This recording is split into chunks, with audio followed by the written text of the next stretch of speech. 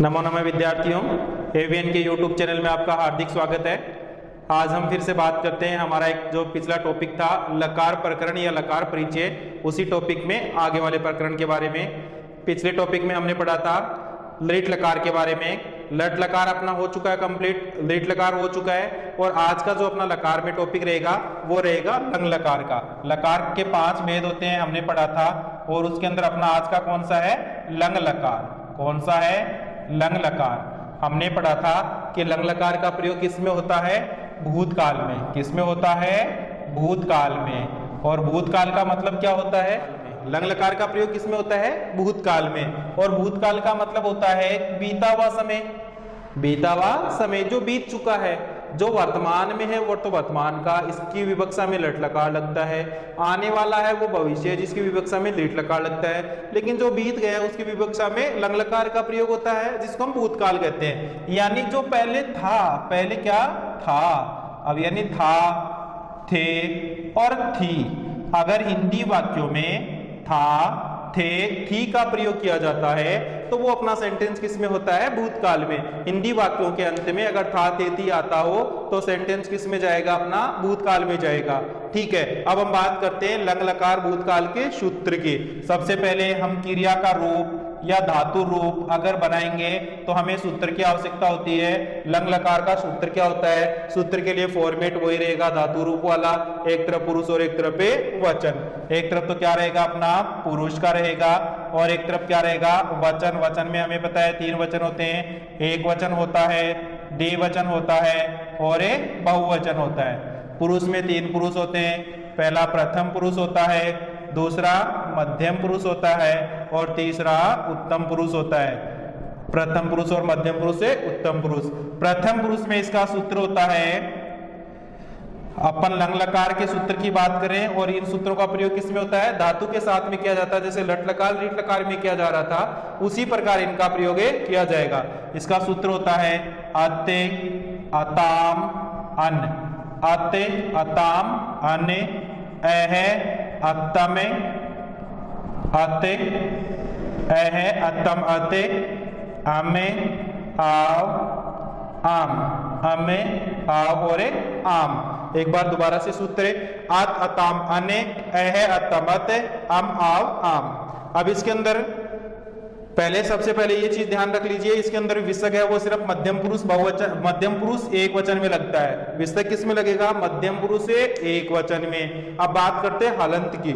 इसमें जो प्रथम पुरुष है इसके अंदर तीनों में हलंत लगता है, एक वचन, द्विवचन और एक बहुवचन में। ओके, इसके अलावा हलंत का प्रयोग किसमें होता है? मध्यम पुरुष के अंदर द्विवचन में, इसके अलावा उत्तम पुरुष के एक वचन में। यहाँ पे किसका प्रयोग होता है? हलंत का। क्योंकि हम जब धातु रूप बनाते हैं तो धातु रूप बनाते समय हलंत और विसर्ग का भी ध्यान रखना अति आवश्यक होता है। क्योंकि जहां पे हलंत लगना चाहिए अगर वहां हलंत का प्रयोग नहीं किया तो हमारा वो धातु रूप गलत है। जहां पे विसर्ग का प्रयोग करना चाहिए अगर वहां विसर्ग का प्रयोग नहीं किया तो भी हमारा वो धातु रूप गलत है। तो इनका अपना बहुत ही इंपॉर्टेंट रोल होता है। जैसे मैं अगर इसी सूत्र की बात करूं तो प्रथम पुरुष एक वचन है, वहां पे लिखा हुआ है अत, लेकिन ये अत क्या है? हलंत है। और जो मध्यम पुरुष है और उसका जो बहुवचन है वो भी लिखा हुआ है अत, तो ये अत क्या है? हलंत नहीं है, ये हलंते नहीं है। दोनों में डिफरेंस है। अगर हम हलंत लगा देंगे तो प्रथम पुरुष एक वचन का चल जाएगा, और हलंत नहीं लगाएंगे तो मध्यम पुरुष बहुवचन का चल जाएगा। अपने आप में एक बहुत बड़ा डिफरेंट होता है इनके अंदर जब हम क्रिया के रूप की बात करते हैं तो। ठीक है, तो हमें हलंत और विसर्ग का ध्यान रखना चाहिए। प्रथम पुरुष के तीनों में हलंत का प्रयोग होता है, मध्यम पुरुष के द्विवचन में हलंत का प्रयोग होता है और उत्तम पुरुष के बहुवचन में हलंत का प्रयोग होता है। चलो अब हम देखते हैं कि इस सूत्र से धातु रूप कैसे बनते हैं, यानी ये सूत्र धातु रूप में कैसे प्रयुक्त किया जाता है। चलो अब हम पढ़ते हैं कि ये सूत्र है ये प्रयुक्त कैसे होते हैं। इसके लिए एक धातु है पठ धातु।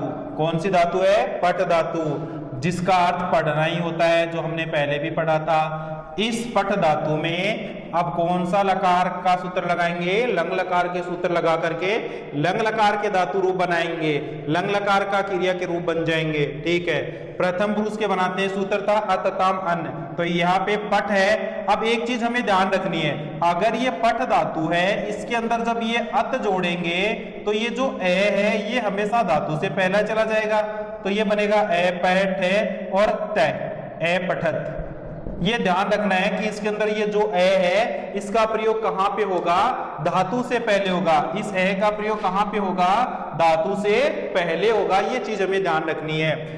तो अतताम अन जोड़ेंगे तो बनेगा हमारा ए पठते ए पठताम ए पठन ए पठत ए पठताम ए पठन।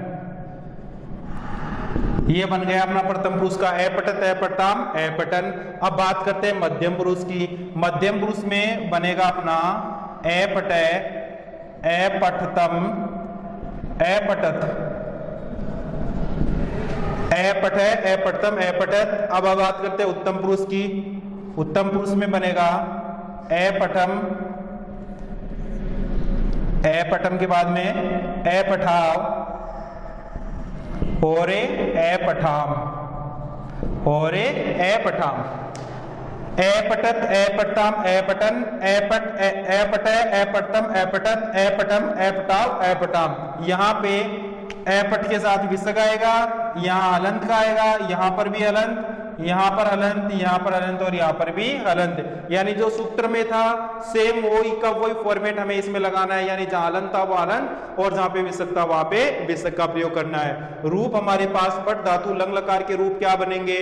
ए पठत ए पठताम ए पठन ए पटे ए पठतम ए पठत ए पठम ए पठाव ए पठाम। ठीक है, अब इसी प्रकार किसी भी धातु के अगर रूप बनाने लंग लकार में तो हम धातु से पहले ए लगा देंगे। फॉर एग्जाम्पल अगर गम धातु में बनाने हो तो क्या बनेंगे? उसके गम से क्या बनेंगे? गच में रूप बनते हैं ए गचत ए गचत ए गचताम ए गचन ए गचे ए गचतम ए गचत ए गचम ए गचाव ए गचाम।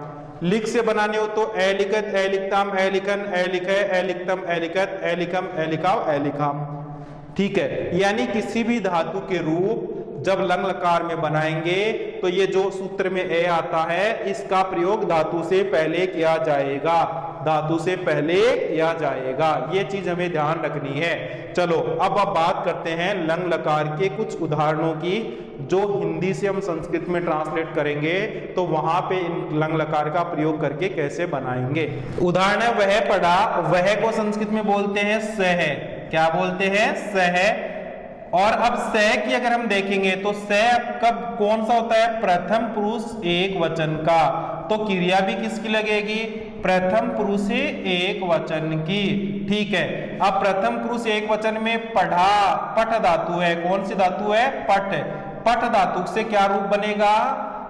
प्रथम पुरुष एक वचन में ए पठत। क्या बनेगा? ए पठत। से ए पठत, वह पढ़ा या उसने पढ़ा। हम सेंटेंस को ऐसे भी पढ़ सकते हैं, वह पढ़ा या उसने पढ़ा, क्योंकि ये जो उसने शब्द है ये हमें ऐसे प्रतीत हो रहा है जैसे कर्ण की तरह प्रतीत हो रहा है, लेकिन इसके अंदर भी क्या होता है? प्रथम पुरुष ही होता है। वह पढ़ा या उसने पढ़ा, से ए पठत। ठीक है, दूसरे सेंटेंस की बात करते हैं। हम लिखते थे, हम लिखते थे, हम बहुवचन में हम, अहम अवम वय्यम, तो क्या बनेगा? वय्यम। क्या बनेगा? वय्यम। ओके, वय्यम। अब वय्यम, वय्यम कौन सा है? उत्तम पुरुष का बहुवचन। क्या है? उत्तम पुरुष का बहुवचन। तो क्रिया भी किसकी लगेगी? उत्तम पुरुष से बहुवचन की। किसकी लगेगी? उत्तम पुरुष से बहुवचन की। लिखते थे, लिख धातु है। कौन सी धातु है यहाँ पे? लिख धातु है। कौन सी धातु है? लिख धातु। जब लिख धातु का उत्तम पुरुष का बहुवचन का रूप बनाना है, सूत्र क्या था अपने पास में? सूत्र था अततामन एतमत अम आव आम। क्या सूत्र था? अम आव आम। वयम ए लिखाव ए लिखाम, वयम ए लिखाम। सब लिखते थे तो संस्कृत सेंटेंस क्या बना? वयम ए लिखाम। ठीक है, अब हम बात करते हैं हमारे अगले सेंटेंस की। तुम सब पढ़ते थे, तुम सब पढ़ते थे, तुम सब सर्वनाम है, तुम सब के लिए क्या आएगा, यूयम, क्या आएगा, यूयम, क्या आएगा, यूयम। अब यूयम क्या होता है, मध्यम पुरुष बहुवचन का होता है, किसका होता है, मध्यम पुरुष बहुवचन का, तो क्रिया भी किसकी लगेगी, मध्यम पुरुष बहुवचन की। ओके, अब पढ़ते थे, धातु कौन सी है, पठ धातु, कौन सी धातु है, पठ धातु। अब पठ धातु का मध्यम पुरुष का बहुवचन का रूप बनाना है, पठ धातु मध्यम पुरुष बहुवचन, लंग लकार में क्या बनेगा, लंग लकार में बनेगा अपठत, क्या बनेगा, अपठत। ध्यान रखना है कि इसके हलंत नहीं लगाना है, अगर हलंत लगाएंगे तो ये प्रथम पुरुष एक वचन में बन जाएगा।